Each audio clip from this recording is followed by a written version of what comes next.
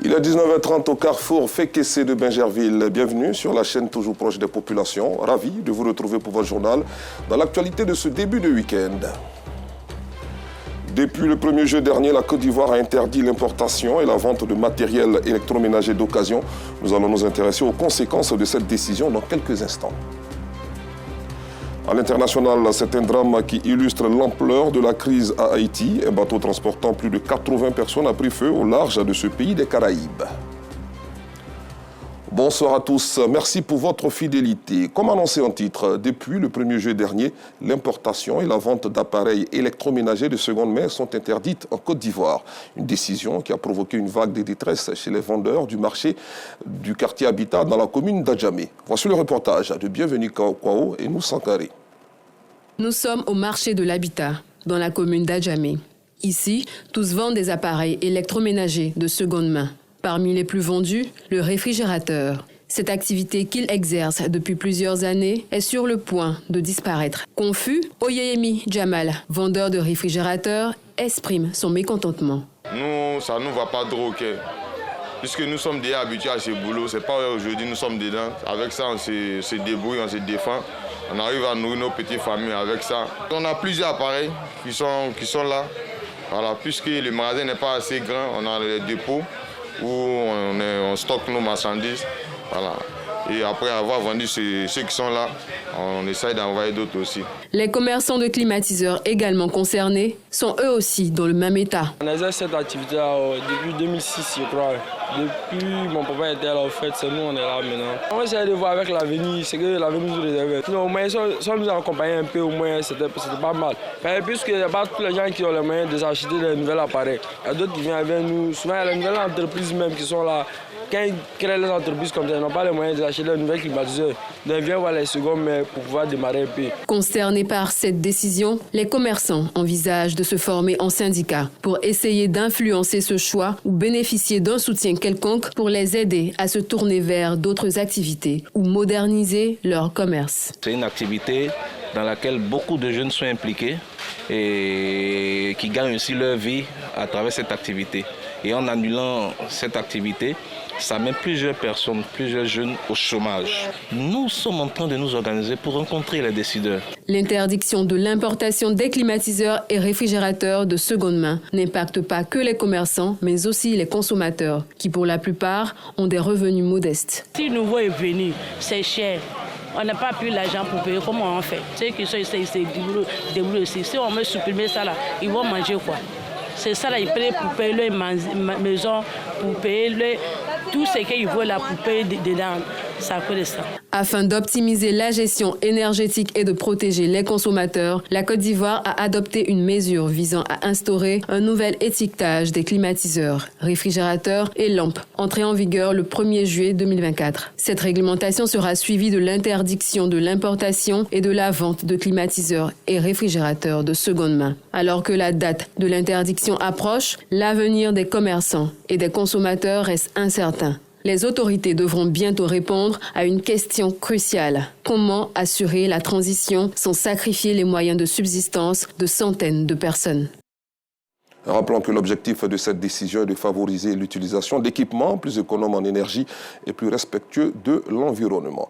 Intéressons-nous à présent au calvaire vécu par les habitants de la cité Ayepomé au quartier Fékessé de Bingerville. Ils subissent depuis des années les effets du ruissellement des eaux usées provenant de la cité voisine. Cette situation engendre des conditions de vie difficiles et déplorables pour les riverains. Voici le constat de Fédanaïo et Georgette Ido Fofana.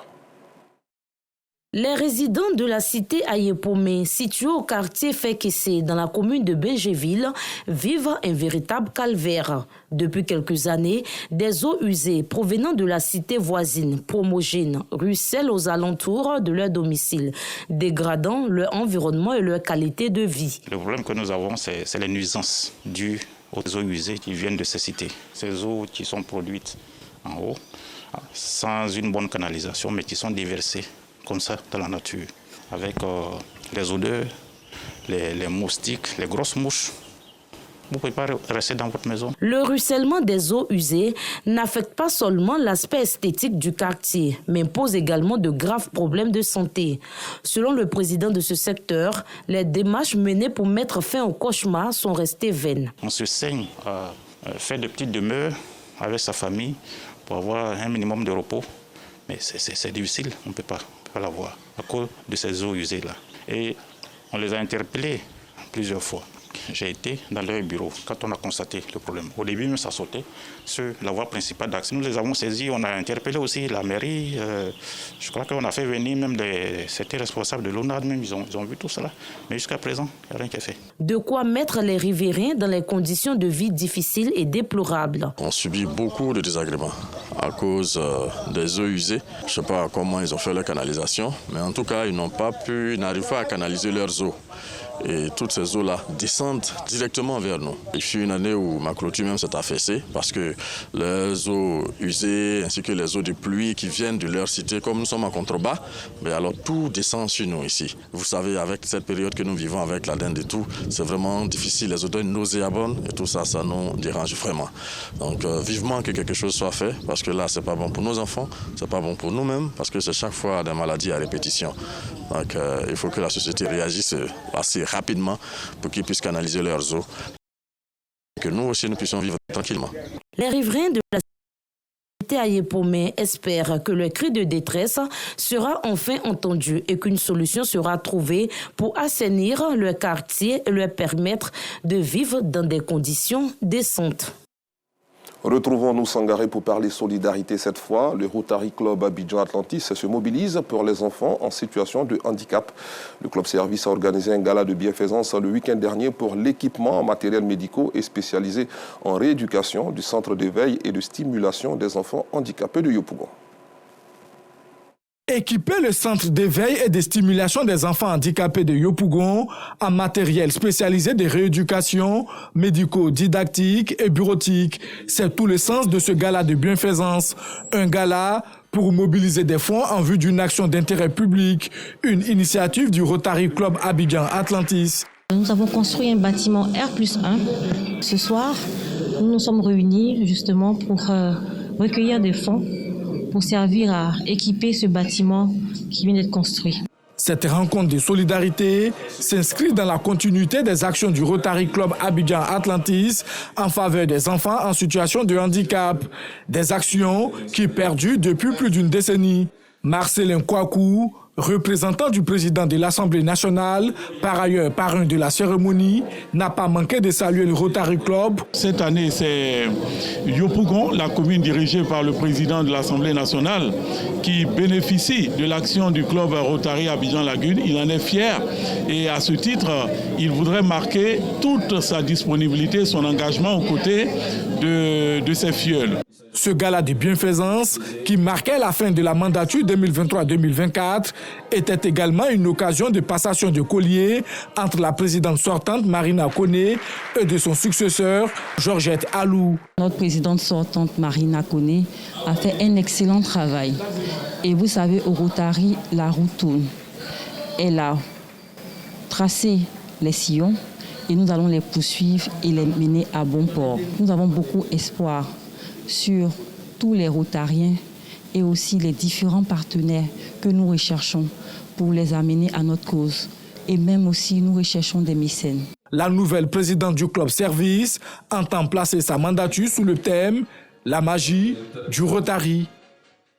Un mot d'éducation dans cette édition. La direction régionale de l'éducation et de l'alphabétisation Abidjan 3 a célébré ce vendredi ses meilleurs acteurs, services et structures au quartier camp militaire de Yopougon.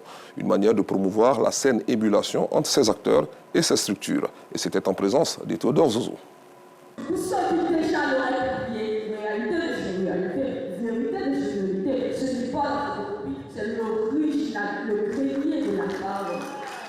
Un slam de Priscilla Bobia admise au brevet d'études du premier cycle BEPC avec 280 points sur 360. Preuve d'une bonne dynamique des activités de la vie scolaire à la direction régionale de l'éducation nationale et de l'alphabétisation Abidjan 3, Dréna 3.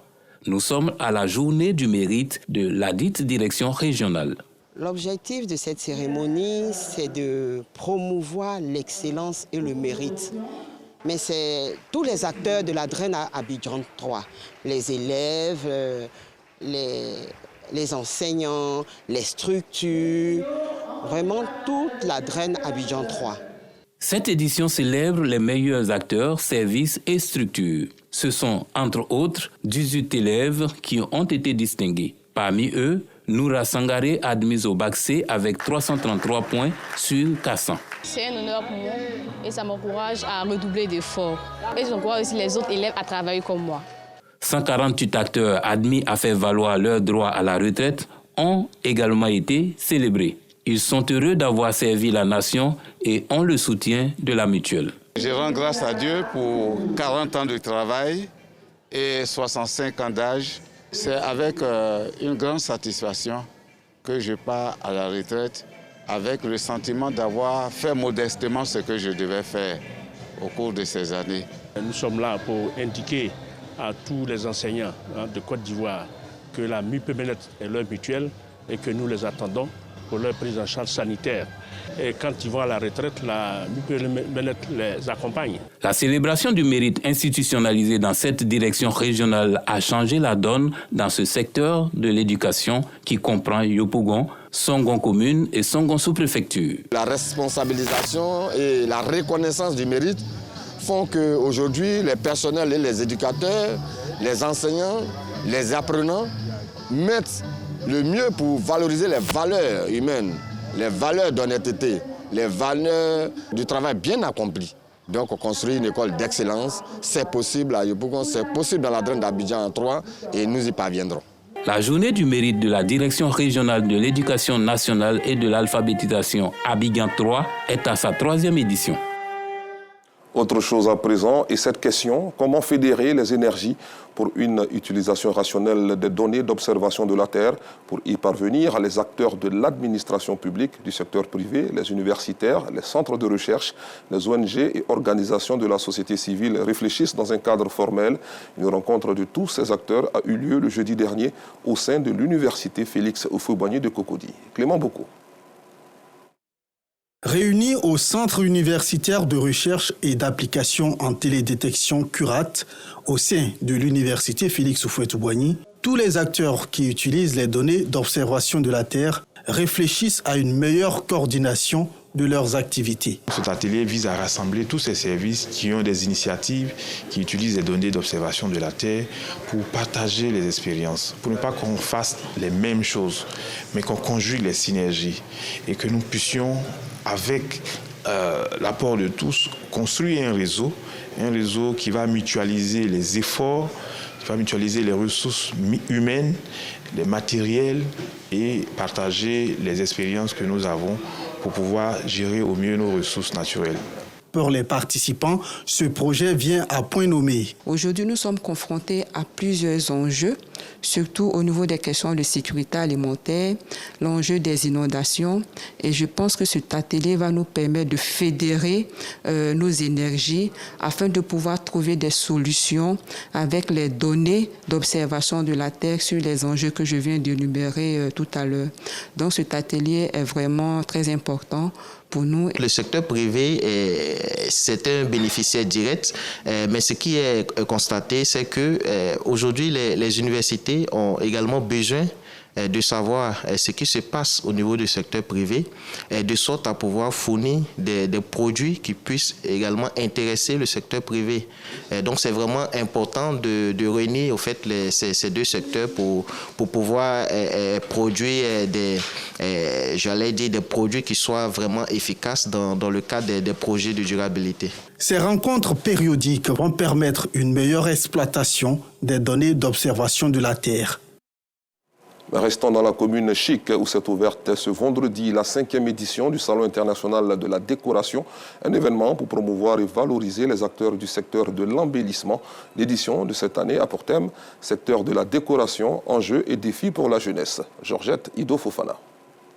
Anna Camara est décoratrice spécialisée dans l'événementiel depuis plusieurs années. Présente ce vendredi au Salon international de la décoration, elle fait le tour des stands, espérant repartir avec des articles de son domaine d'activité. Avec tous ces talents que nous sommes en train de voir et spécialement ce que nous avons vu tout à l'heure, je pense qu'il y a un bel avenir au niveau de la décoration. Non seulement événementielle, mais la décoration d'intérieur également. Et bon, voilà, c'est intéressant, c'est bon à découvrir. Le design est très beau et ça m'a attiré. Le relooking des verres avec les signes traditionnels, signes adingra. Et non seulement ça, mais également, ça nous rappelle un peu l'Afrique. Ce sont nos moments qui vont marcher, qui supportent les enfants, qui travaillent, les femmes battantes, et c'est bien fait. Ces entrepreneurs en décoration sont nombreux à prendre part à l'ouverture de la 5e édition du Salon international de la décoration d'Abidjan. Chez nous, nous proposons tout type de décoration. Vous avez la décoration de salon de mariée, aussi la logistique, tout ce que vous pouvez avoir pour type de décoration pour vos événements. Voilà. Et aussi, il y a des roses éternelles. Les roses éternelles sont des roses que, bien vrai que personne ne connaît en tant que telles, mais elles sont des roses que nous sommes en train de promouvoir afin que les Africains puissent vraiment s'adapter à offrir des fleurs, des roses à leurs bien-aimés ou soit l'être cher. Un événement riche en couleurs.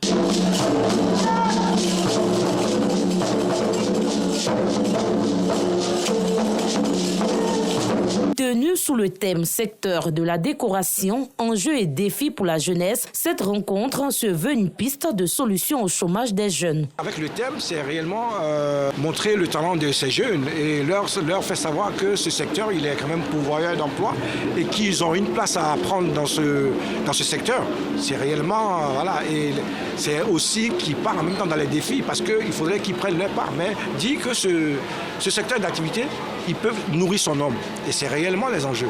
Cette initiative est soutenue par les ministères de la Culture et du Tourisme. À travers ce salon, c'est la mise en avant de la créativité, de l'innovation, de tous ces acteurs qui interviennent dans la chaîne de valeur de la décoration.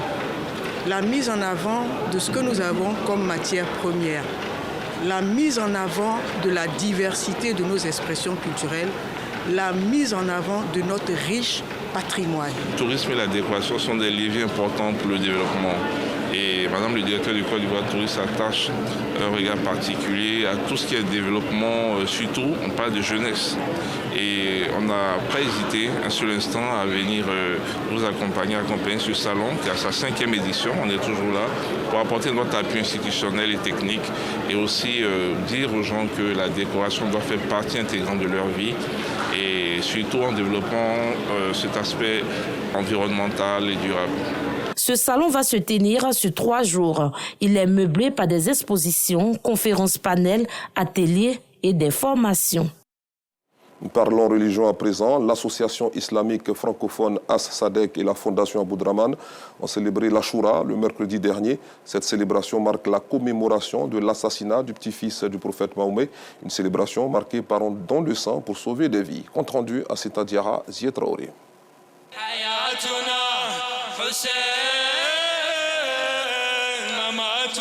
Il était le petit-fils du prophète Mohammed. L'imam Al-Hussein a perdu la vie lors de la bataille de Karbala en Irak.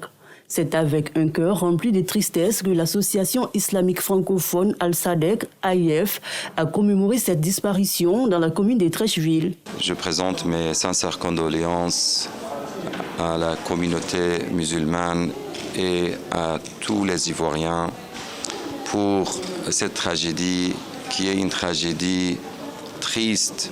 C'est le martyr de l'imam Hussein alayhi salam qui nous a laissé des leçons importantes dans cette tragédie. Il a tout sacrifié pour Dieu. Pour marquer ce jour, les membres de cette organisation musulmane ont donné de leur sang.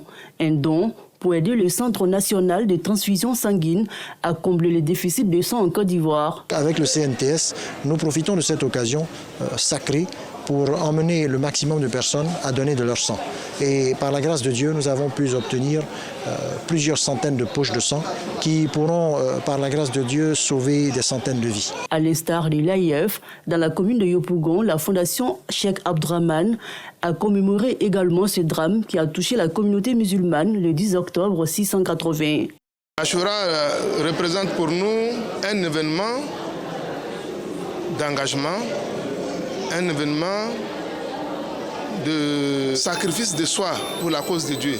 Chaque 10 du premier mois de l'année islamique, ce sont des millions de chiites qui se retrouvent dans le monde pour faire des prières à l'endroit de l'imam Al-Hussein. Dans l'actualité internationale, la première escale, le Kenya, où le président William Ruto a nommé ce vendredi 11 ministres censés former le cœur d'un gouvernement élargi. Il aura pour mission d'apaiser la contestation qui secoue le pays depuis plus d'un mois et a donné lieu à des manifestations meurtrières. 6 des ministres figuraient déjà dans le précédent gouvernement dissous le 11 juillet dernier. Et puis un bateau transportant plus de 80 personnes a pris feu au large de Haïti, a annoncé ce vendredi une agence onusienne. Au moins 40 personnes sont décédées et on déplore plusieurs blessés. Ce drame illustre l'ampleur de la crise dans ce pays pauvre des Caraïbes. Des migrants ont été secourus par les gardes-côtes haïtiens et sont actuellement pris en charge par l'OIM. Point de chute, le Moyen-Orient, la Cour internationale de justice a estimé ce vendredi que l'occupation israélienne de territoire palestinien depuis 1967 était illégale, ajoutant qu'elle devait cesser le plus rapidement possible. L'avis de l'organe judiciaire de l'ONU n'est pas contraignant, mais il pourrait accroître la pression juridique internationale croissante sur Israël face à la guerre qui se déroule dans la bande de Gaza. Fin de cette édition, merci de l'avoir suivi. Bonne suite de programme sur RTI2.